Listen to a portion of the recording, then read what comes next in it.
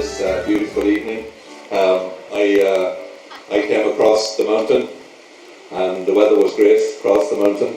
And I'd like to thank Heather Humphreys for putting the show together tonight. And obviously Heather Humphreys asked her God to provide nice weather, and Heather Humphreys' God is a bit different to our God.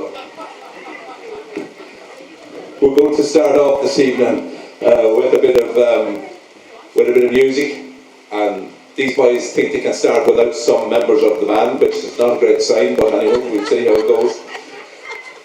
There were some of them late coming because they were getting in the washing. This is the Glen session musicians, and I think we should start off with a bit of music, get us all warmed up. So thanks very much for coming. Hopefully the weather might improve. Here's a fellow with his hogs now. He can get tugged out in a minute. Another lad coming. Well, you're in gold. So okay, the Glen session musicians get us off to a rip-roaring start. Thanks for coming, everyone.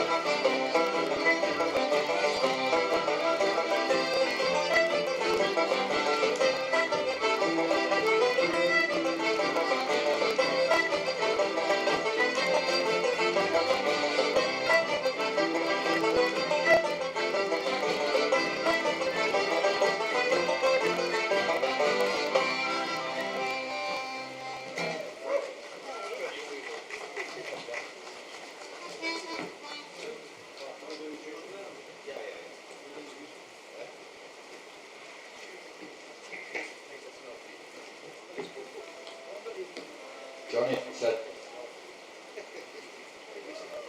1, 2.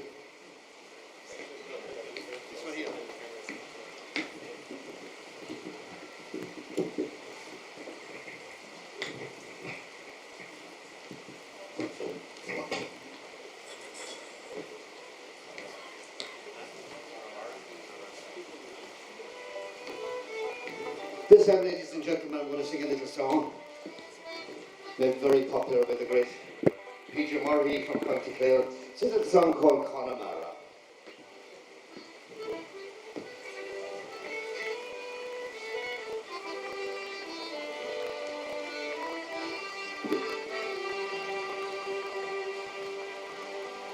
Oh, in Connemara, as I went walking one day, I stopped by the sea and I watched the young girls at their play. And and the spoken tongue that was oh so strange to me,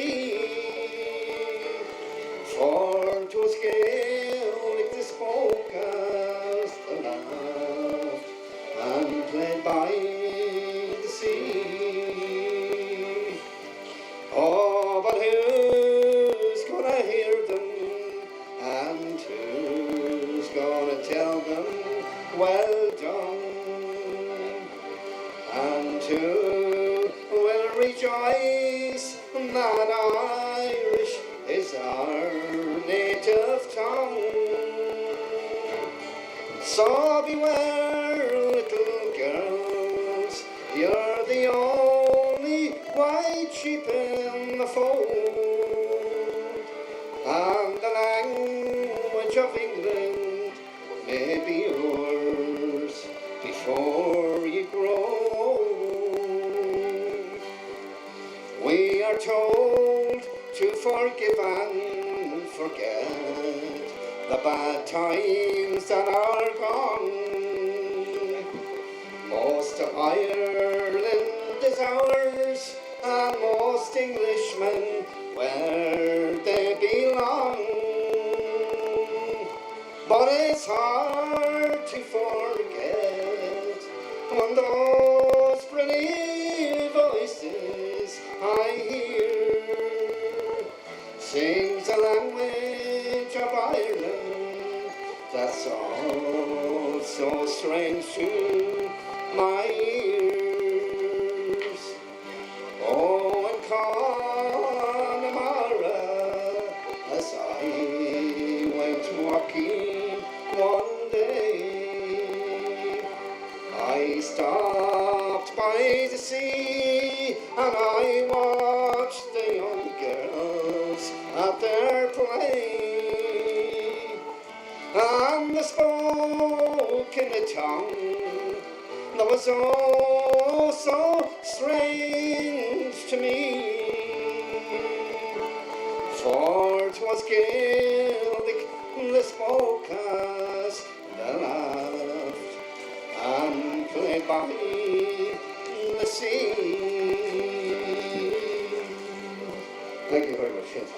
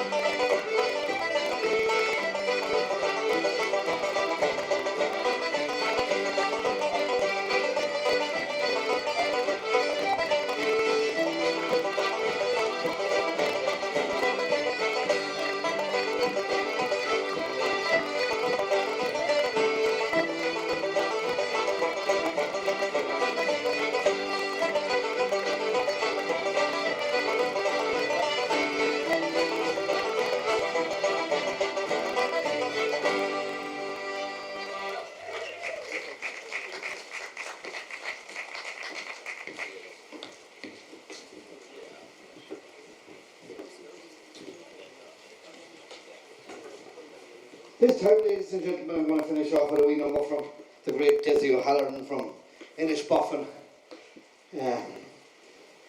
A song that was made famous as well with the great Sharon Shannon, the box player. Dizzy is no longer with us, but this is a wee tribute to him. It's one called Say You Love Me. He's going to sing along with it.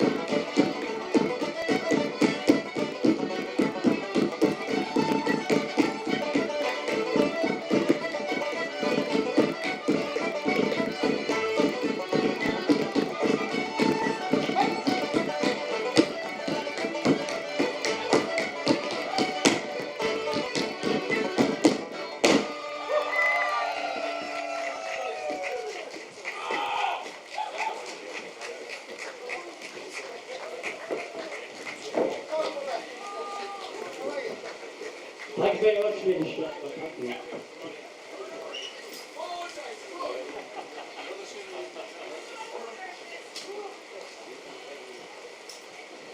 I'm singing Thank you very much to the Land Session musicians and for you for staying with us on this horrible evening. I'm going to, this is the weather we are blessed with around this part of the world, so I want to tell you about farming. Farming. I hated spreading top dressing, manure, dung when I was young. Farming's not for everyone. Oh, I could cock hay all day, shank butts and rake and ted and turn. I loved to burn bushes too and winds and fodder. Fodder was okay. Run off out through the fields with a back load of hay or bales. Race the brother up Killarn Hill, 2 bales apiece. Sink into your hoss and daub and blue clay. The tramp brown weeping, the silver king seeping. Killarn's mud all mush and sour. Ploughing through gaps and collapsed drains. The outlying farm that never quite got reclaimed, the good intention shamed by cow tracks and winds and briars and scrub and rushes and bushes, only good to burn. That was our song. Me and the brother in the top field with a bottle of tea, no water, just tea in a bottle and heaps and heaps and heaps of dung, all delivered by the 135 and the link box and a pull-up tailboard.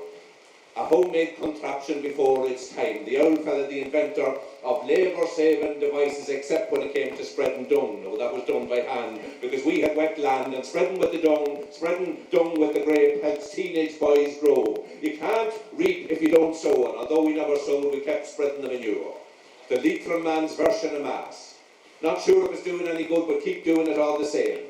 In this field we pray and prance about with slightly soiled farmyard compost. Exercise, our bread of life. Feed the land back to itself like eating your own arm. And as the bottle of tea cools in the small field with the 2 fools and the setting sun, the brothers meet, the work complete, the mounds of dung all now beneath our feet. This as close as ever we be, me and my brother in the top field with blistered hands and charred knees. You can have the land, my friend. I look elsewhere for my rainbow's end. Not easy to be found, but there has to be easier ways of falling down. You take the thorny crown, and I take my leave and begin my search. You look after the rude and perched, the small holding, the home place, the land of our father's birth. You're the better man, to be fair. And I left my brother standing there, far. Thank you.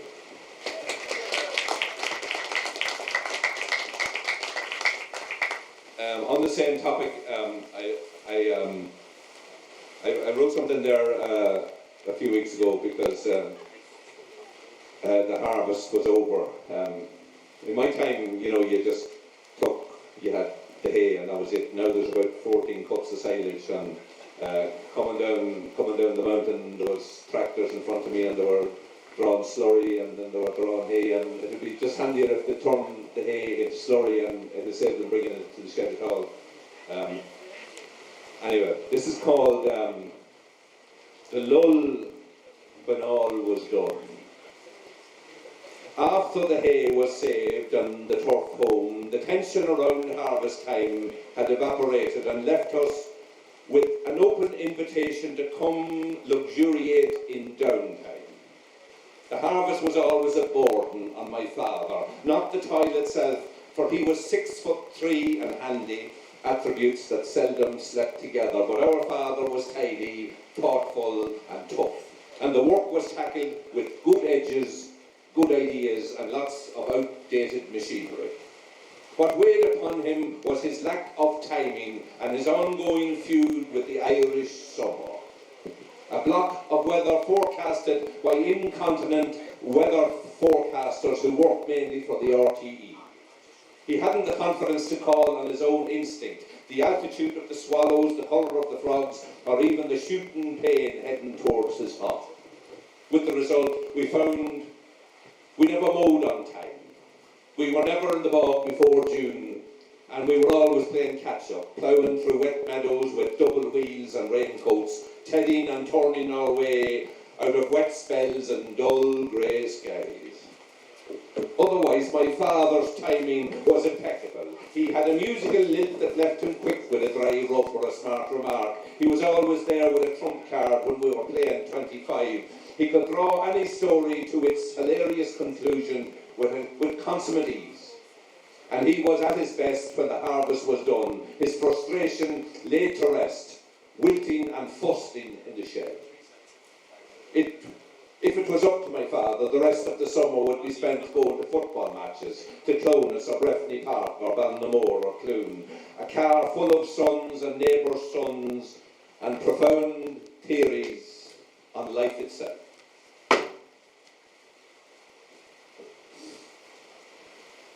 But he was not really the boss around our house. And the harvest, it does not make a summer. My tonic of a mother had other plans conjured up in the tortured chambers of her auburn crown. Weeding, sweeping, poisoning, tidying and picking stones. If I had a stone for every stone I picked, I'd be living on a mound. Mammy was the mad conductor with the hair askew and baton at the ready to slap your backside if ever a comforting thought ever came cycling by. It was noses to the grindstone and tell your father to hurry on.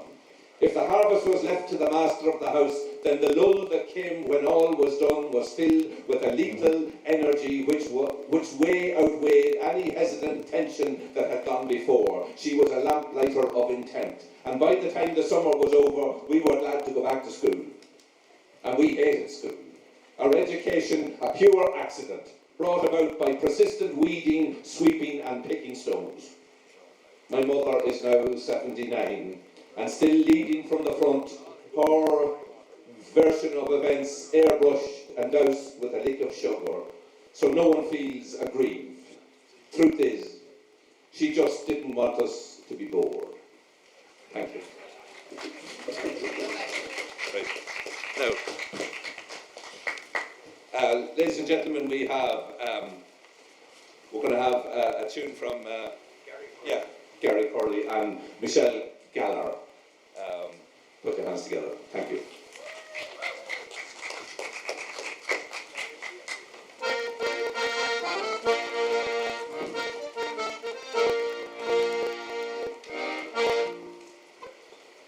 Alright, so I'm going to start off here with a few jigs here. Myself and Michelle will put a few together.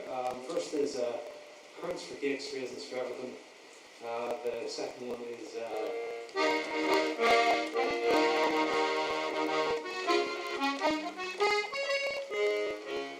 I'm not great with names, to be honest here, but and then the third one is The Woods of Old Limerick. So we'll give them a go. D, G, and F.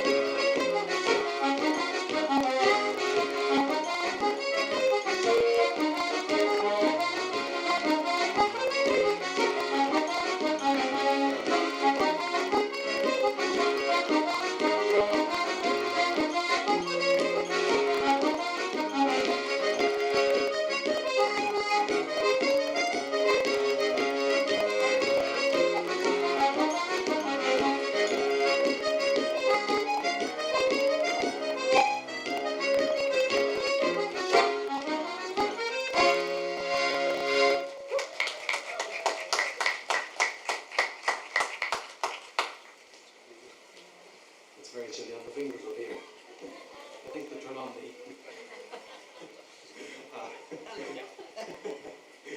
Right, okay, we're going to play a few reels here now. First one is a tune called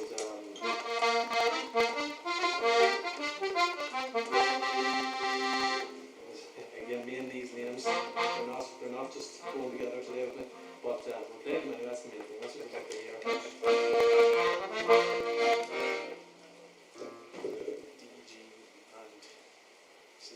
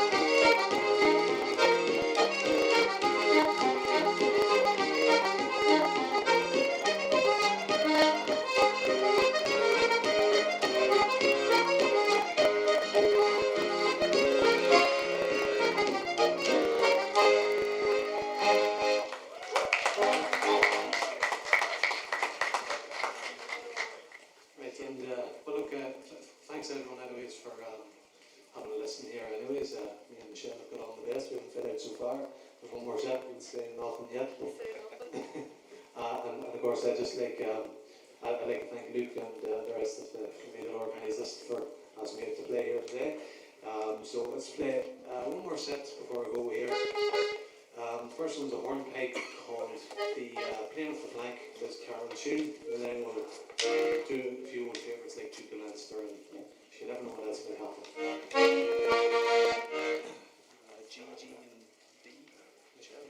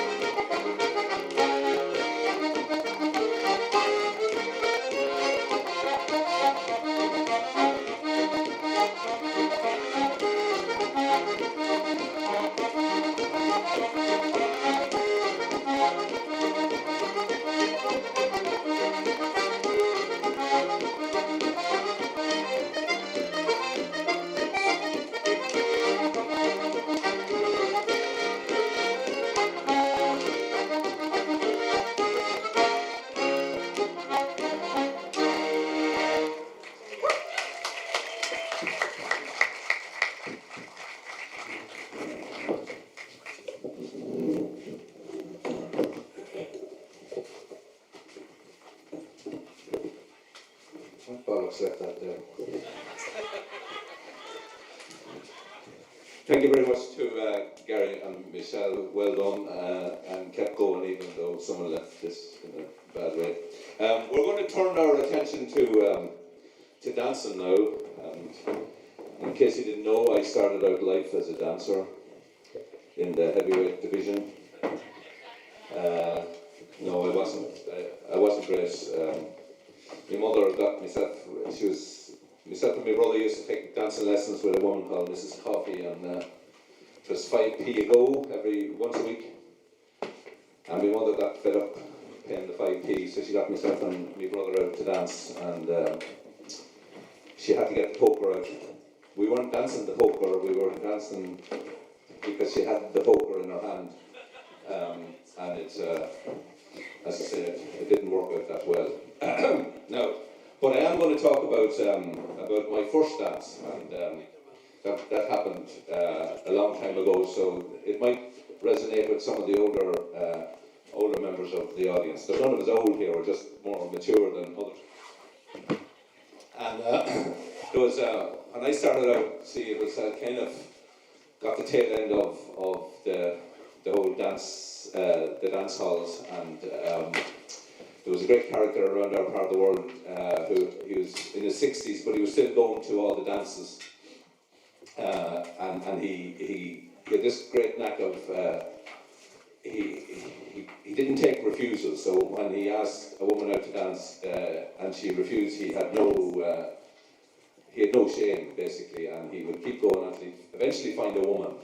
And he was a bit of a character, and every now and again he'd run out of money, so he'd go down to Enniskillen and he'd go into a joke shop and buy a singing fish, and then he'd start selling raffle tickets around the local community in Carrigallen for this singing fish. And his name was Joe Clamping, because when he got his arms around a woman, he kind of latched on. So anyway, he appears in this story, and it's just called My First Dance. It wasn't all it was cracked up to be, the dance hall scene, especially at the tail end of it, back in the early 80s. Not for those of us who had just left Legoland and walked straight on to the junior team. Not easy when you're 16. The pioneer pin at half-mast, the officer in charge at Horny Grand Central with waiting for attention. But this was the weekend. Time for my first dance. Just hold on a second. I have to go back to this. It's 2 years since I did anything, so I have to go back to the page. I'm very sorry. Here we go. I'll remember it when I see it.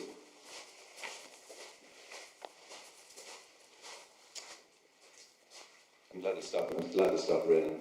Hold on. Or you'll be gone home. No, sorry. Here we go. I know it, but I don't. Yes, they weren't all they were cracked up to be. If I can get a run at it now. They weren't all they were cracked up to be the dance hall days, especially at the tail end of it, back in the early 80s. Not for those of us who had just left Legoland and walked straight on to the junior team. Not easy when you're 16. The officer in charge at Horny Grand Central with his ear cocked full time, standing to attention, all hands to the pump on weeknights, but this was the weekend. Time to dream a little and wash ourselves. Time to dust off the hay and turf, pull the ticks, or at least give them a good fix of brute. Have them smelling right for those weekend nights in Balnamore or the Mayflower in Drumshambo, the Beecher's Brook of the dance hall scene. Most dance halls had romantic themes back then, like the Rainbow or the Mayflower or the Wonderland in Bonn, or just plain Ballinya that had no romance at all. But this was the weekend of my first dance, and the Wonderland and its reservoirs was where I'd get my chance. I don't know what I was expecting, but I wasn't expecting so little. A giant waiting room is all it was, waiting for the love doctor to hand us our prescription, and a small crowd. That observation would come in handy later. And the band was nothing to write home about either. They played the Hucklebuck a few times and then a few more times later and said, thanks for dancing even when no one did. There was only a handful of girls there at the start, and their lifts, these older bachelor neighbours who had provided transport. And although they had bad hips, they liked driving young ones to dances. The scent that lingered in their cars helped numb the loneliness of their country lives. No magic tree was needed in a cortina full of youthful ladies laughing, and a ticket in and a supper served. Romance by association.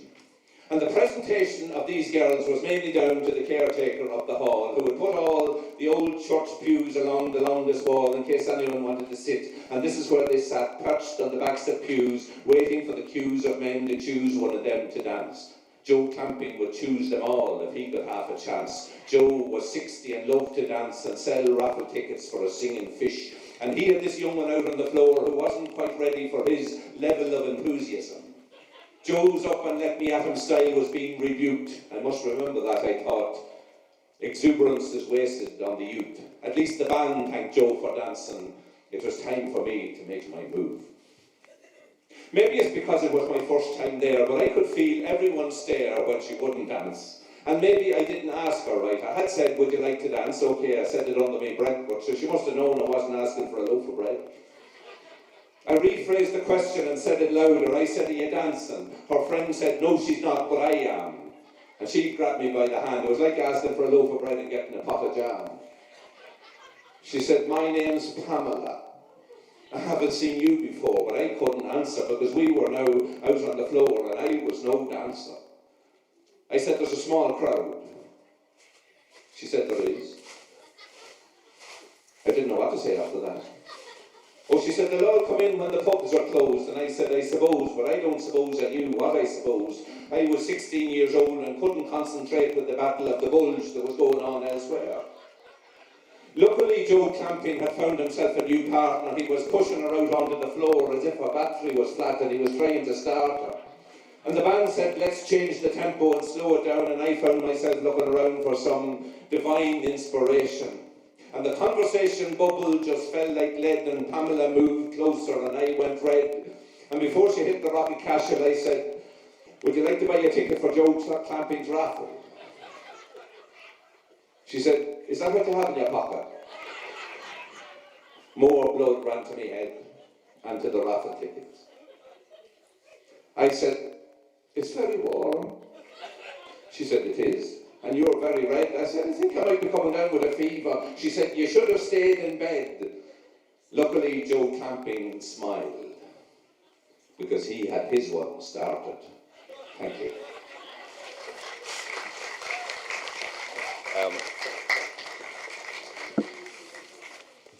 And this, just again on the same subject, is about the old dance halls. And if some of you might remember, there used to be a big glittery ball hanging in the middle of the dance hall. I don't know if they're still there. I doubt it. All it was a big round glittery ball with a light shining on it. A ball is all in a hall. And not a very fancy hall, but with a stage. It had to have a stage for the band. The band needed somewhere to stand.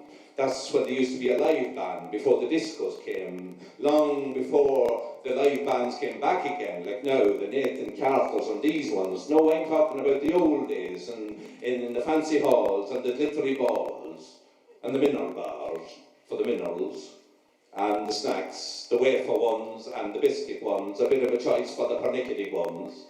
That's the way it was down our way anyway, in the Rainbow, or Granada, or the Wonderland in Vaughan. All those dance halls had lovely names and big car parks for the cars, the Volkswagen Beetles and the Datsun Bluebirds and the chip van. And that's where you go when things were going to plan. You go outside with your one, you go to the car or someone's car after you had a mineral at the mineral bar, after you had asked her to stay on, long after you asked her did she come on her own or was there someone coming to bring her home. After you'd asked her to dance. And when you asked her to dance, she hadn't said no. Aye, good job. She wouldn't know where to go or what to do. So lucky you when she took your hand and led you out into the promised land, the dance floor. That's when the bit of romance took over. Maybe she'd marry you. Maybe she would stay on. Maybe she'd go outside. Maybe she would go to the car. Maybe she wouldn't go that far. Just was hard to know.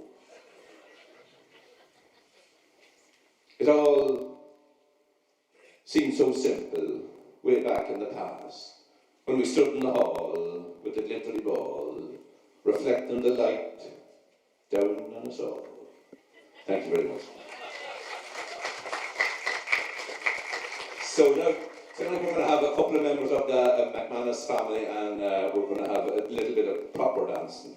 I don't know where they're going to dance, but I've got to move this yoke out of the way anyway.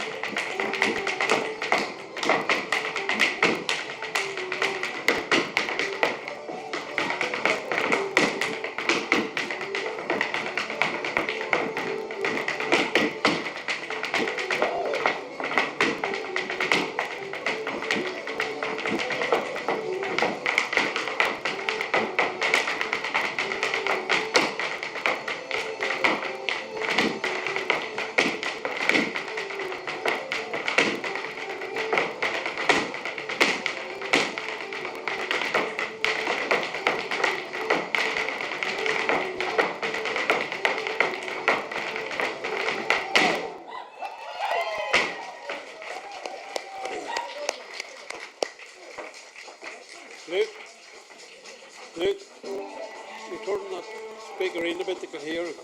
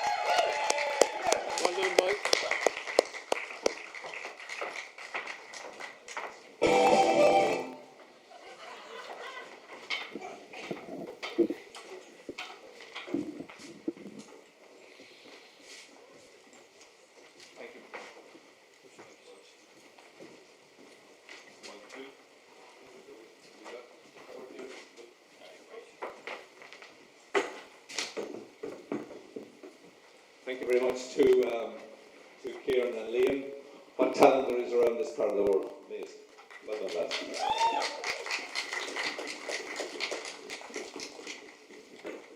Kieran's coming back out in a few minutes to play a few tunes with Aileen Fitzpatrick. I just hold on a second.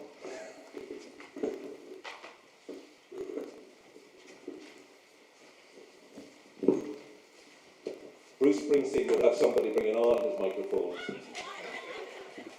I don't know, Luke didn't hear that, but I was asked.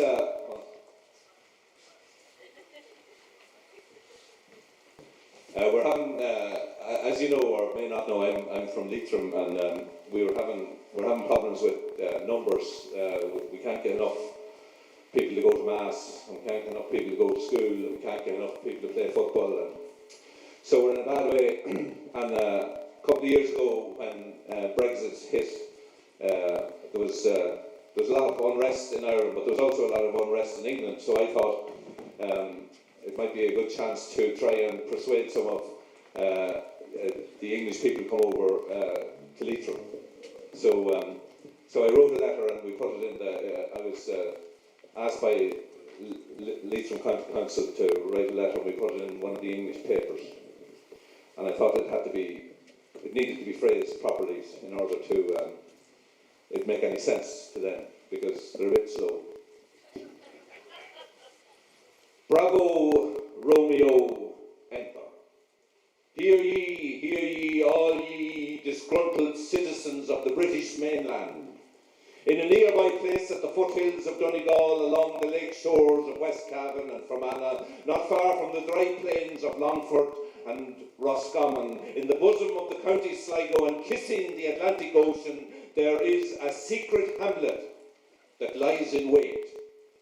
Come, grab a piece of our lovely Leitrim rainforest. We welcome strangers and their strange ways with open arms. We want you proper, decent Englishes to come and live among us. We are desperate and will turn to anyone. Bring your poodles and your 2 bags and mind the cowshed. Reboot, rejig, re-reg, relocate. Take your wives and your previous wives to a land of opportunity. Bring your children or someone's children. Our schools are almost empty, so class sizes are very small. For those of you who don't like work, Leitrim is an oasis of unemployment. But bring your own money. Bring also your opinions and persuasions and keep them to yourself. Become one of us. We don't do afternoon tea as we still eat the dinner during the day. But we have yoga for beginners and there's bingo in the hall every Monday, Wednesday and Friday. We know you don't go to mass, but if you could go to some of the sadder funerals or at least send a card. We accept all cards, mass cards, sympathy cards and get well soon cards. All other cards are null and void. We are a cash state. Credit cards and debit cards will be spat back into your face because of poor broadband and tax fraud. You can change large notes and sterling in a certain pub that looks like a house, where you're also welcome to join in the sing-along. Slow, soulful versions of Swing Low, Sweet Chariot are acceptable after 2 o'clock in the morning. Come out ye black and tans and sing with us when we are singing soft and low. We don't encourage garden fetes or car boot sales, but there are 4 cattle markets taking place each week in memory of our farming past. Approach these gatherings with caution or by Garda escort. There is a great sporting tradition within the county, but you may also bring your cricket bats and your wickets, and some of us will stand in goals. Otherwise, you could be playing for Leitrim hurlers before your passport ink is dry. Fear not of traffic jams, as we have only 1 set of traffic lights. Our roads have no tolls or white lines, and you can drive on either side as long as you have the indicator on. Mind the bushes and the potholes and keep a lookout for locals, as they're the only ones that can give you directions. The Google Maps van got stuck in a gap near Dorada Wood and hasn't been seen since. Post Brexit, Britain, come join us, come down from your lofty heights of delusion, wipe your feet in the mat of eventuality and step across the border of discontent. Come in and make yourself at home. Come in and we'll drink gunpowder gin till the cows come back from the factory. Together we can learn the guitar and start a ballad group. And after 14 years, if you're still not happy, you can ring Joe Duffy.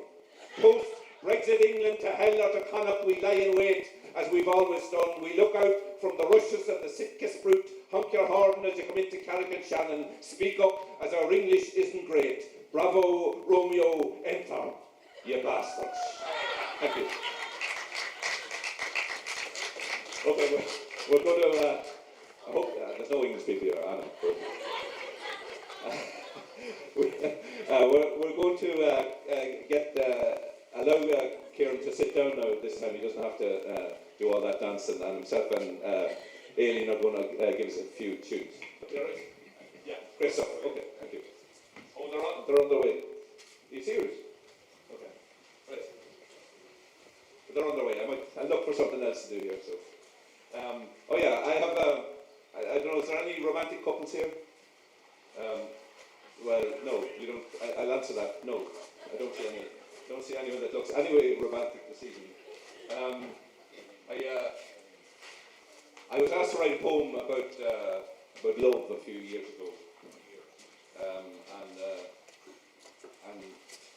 I didn't really know what to write about, so it's very short. They asked me what love is, to put it into words. So I went back to where I found it.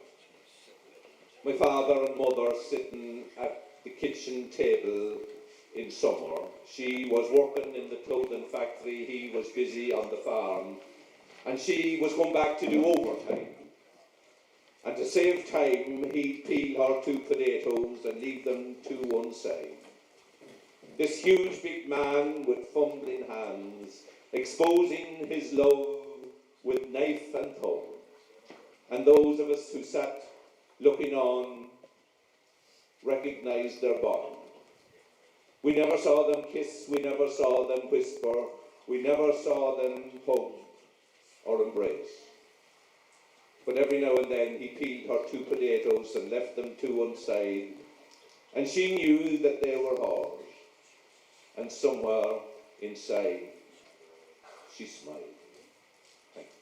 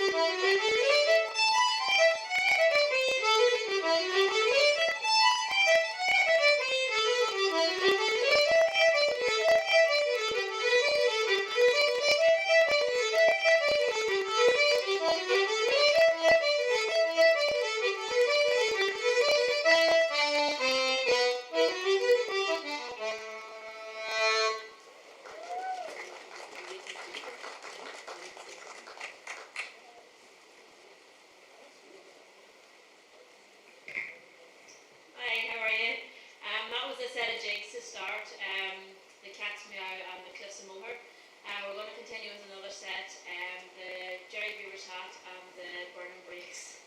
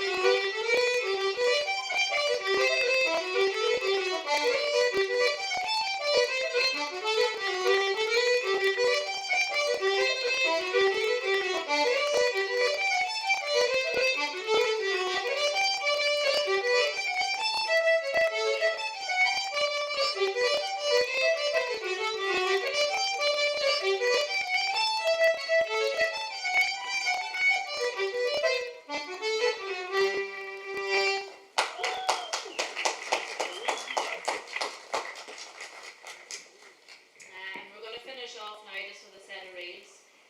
PJ King's, the Galway Rambler, and I'm not quite sure the name of the last one. But thank you.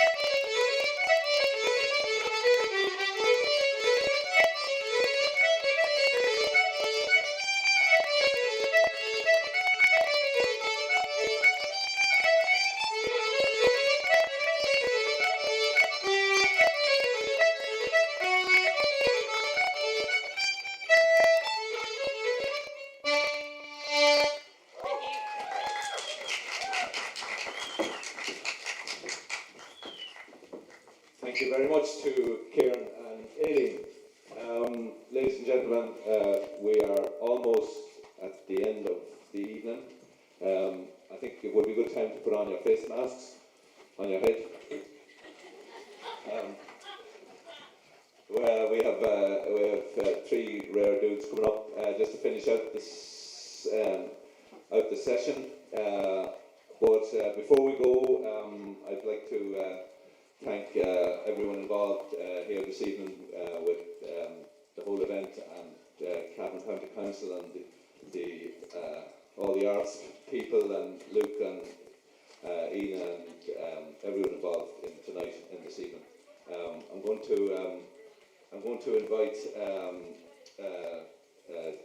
Dylan Carlos and Cian Sweeney and John McCartan on stage to play a few tunes. I want to just, before I go, one short wee piece that I was asked to do as short. Don't worry, I'm not going to go on. And it's a kind of a piece that I wrote about my father. It's called The Draw. He was an easygoing man. That's what they said, easygoing, and he was. My father had a drawer under the bench in the shed. That was his go-to place. The somewhere he went for peace and clarity, or just time. The drawer had divisions made from skelps of wood, divided to hold washers and nuts and split pins and plugged rod hooks for masonry. It was a farmer's emporium of knickknacks and tools. Everything was there, anything you'd use to fix farming equipment or stuff about the house. But it wasn't always what was in the drawer that the old man saw. It was the world around him when it got disturbed. It was his place for reflection and welding and grinding, for sorting out questions and sometimes, not always, find an answer.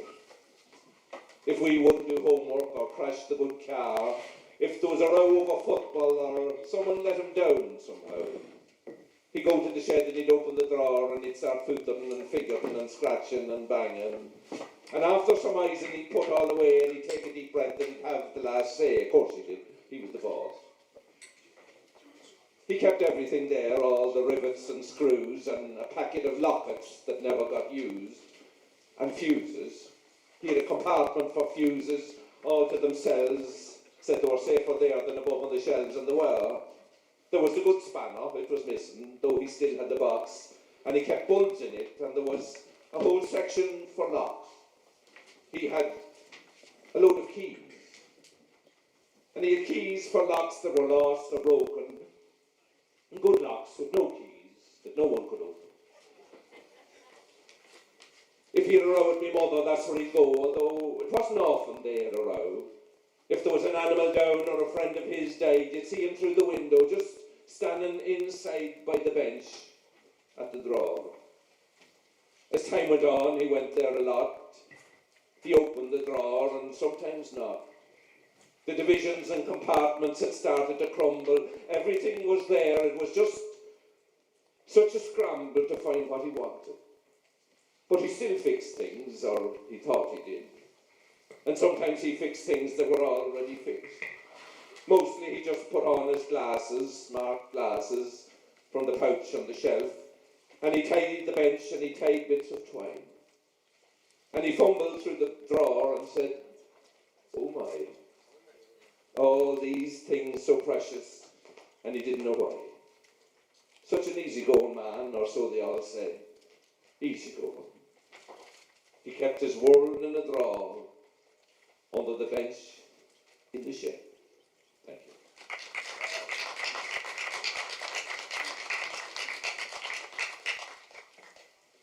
You write that? Ladies and gentlemen, this is the finale, and the back be good. Thank you very much, and good evening. Thanks.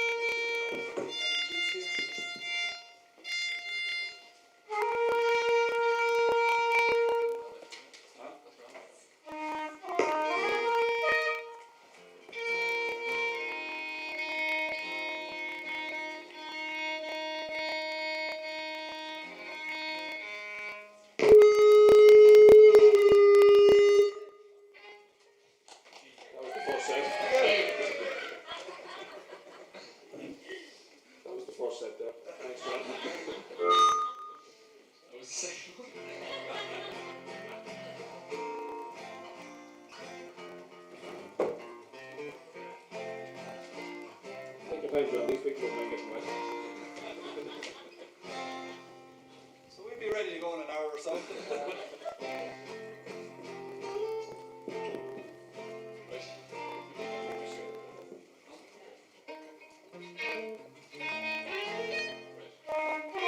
are you doing?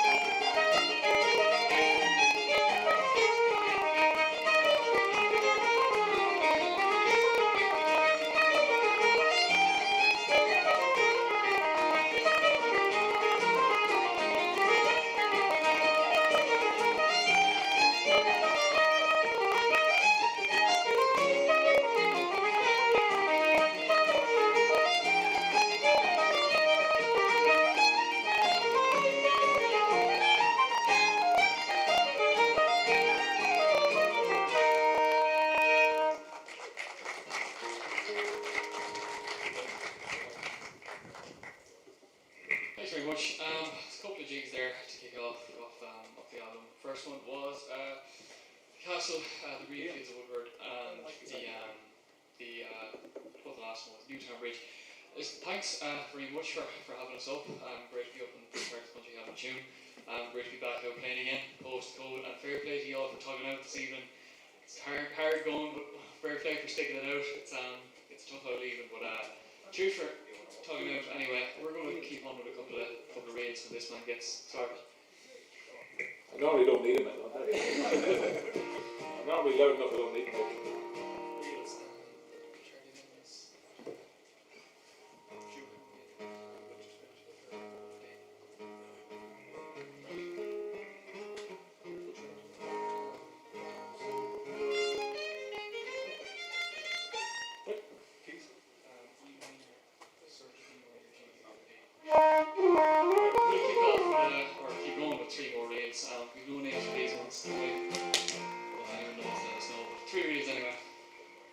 I think the rainy day is the first one. Feedback is the tune. There.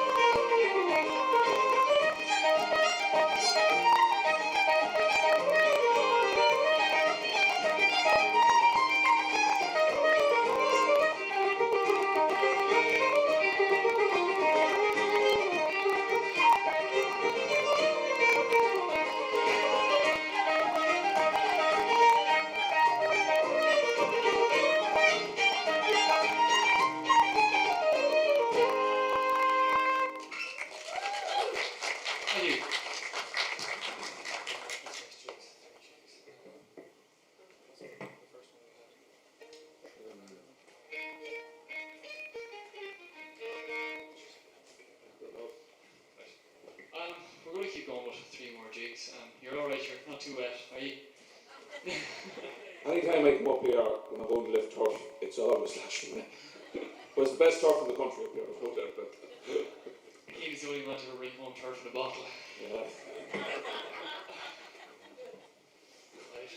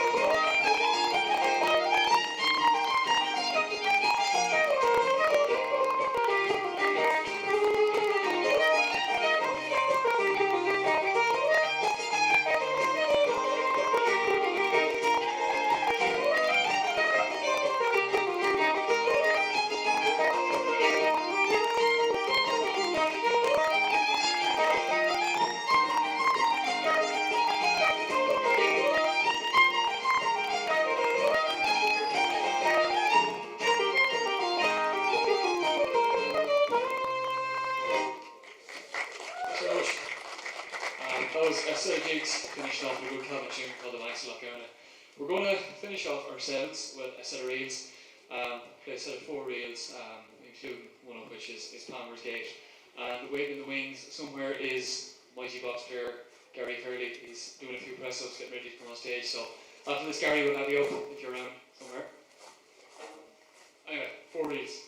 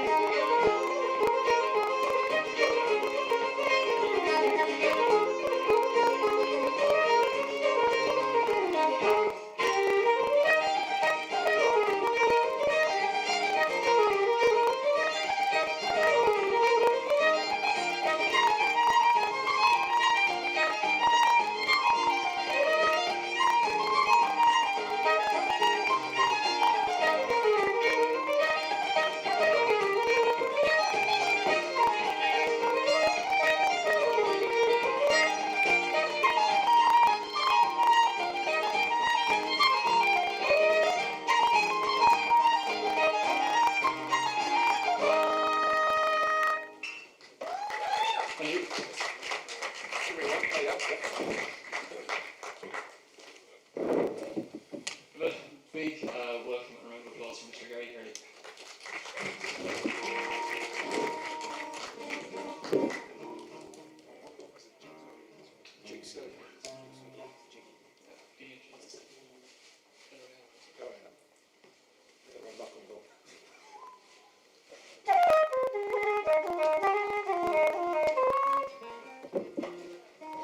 Right, we'll kick off with two jigs, say England with Till I Am, so we'll see how these go.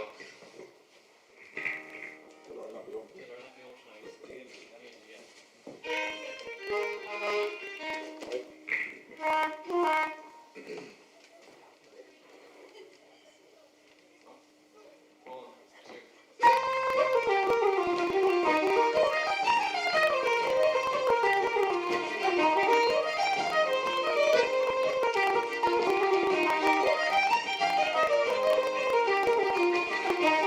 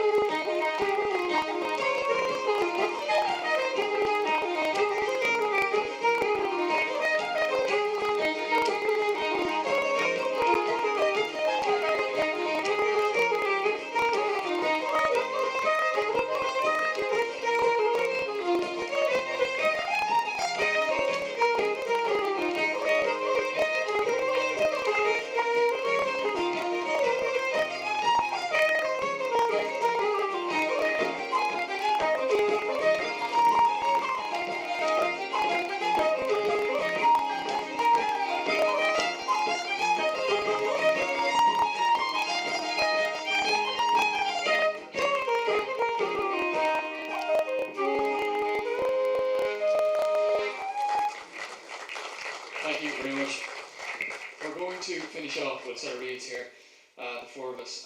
Before we go, massive thanks for having us up here. Great to be having a tune again, and great to be doing regular bits and pieces. Hopefully we're over the worst of it now, and thanks to all of you for tugging out and staying out in that weather.